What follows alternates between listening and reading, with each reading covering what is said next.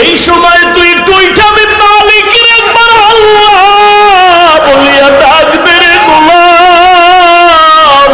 আমি মাওলাকে যদি জিব্বা দাঁড়ায়া ডাক দিয়া বলো হে মালিক,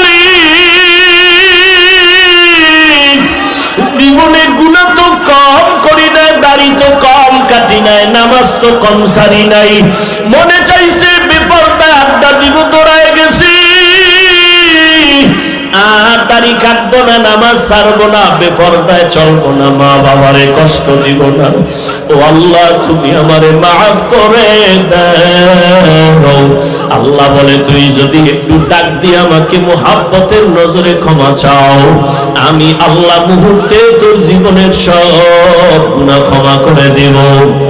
আমি আল্লাহর মতো দয়াময় কেউ নাই, কারণ আমি আল্লাহর ছেলে নাই, মেয়ে নাই, মা নাই, বাবা নাই, আমি আল্লাহ।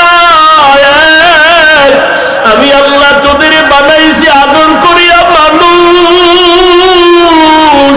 তুই যখন আমি আল্লাহকে আল্লাহ বলে ডাক দাও, আমি তোর জিব্বাটার দিকে নজর দিয়ে তাকাইয়া থাকি। তুই যখন জবান দিয়া মাকে মা বলে ডাকো, মায়ের কলিজা ঠান্ডা হয়। তুই যখন বাবারে আব্বু বলিয়া ডাকো, বাবার কলিজা ঠান্ডা হয়। ওরে আমি আল্লাহ তাকায় থাকি, তুই আব্বু ডাকো, আব্বু ডাকো, ফাঁকি দিয়া তুই কখন আমি আল্লাহরে একবার আল্লাহ বলে ডাক দিবি।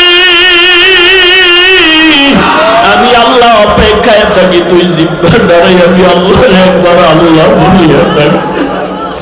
আমি আল্লাহ তোর দিকে তাকাইয়াছি রে গোলাম। আমার দেওয়া সূর্যের আলো, আবার দেয়া চাঁদের আলো, আবার দেয়া বাতাস, আবার দেয়া নদীর পানি, আমার দেয়া দেয়া মুখ খাইয়া তুই কই যাইতেছ রে গোলাম। ওরে তুই মাকে চিনছো, মায়ের ডাকো, বাবারে চিনছো, বাবারে ডাকো। ওরে আমি মাওলার আসমানের দিয়ে তাকাইয়া কি তোর মায়া হয় না? আমার দেওয়া পানি ভোগ করো কি মায়া হয় না? আমার দেয়া সূর্যের আলো ভোগ করো কি তোর অন্তরে মায়া হয় না?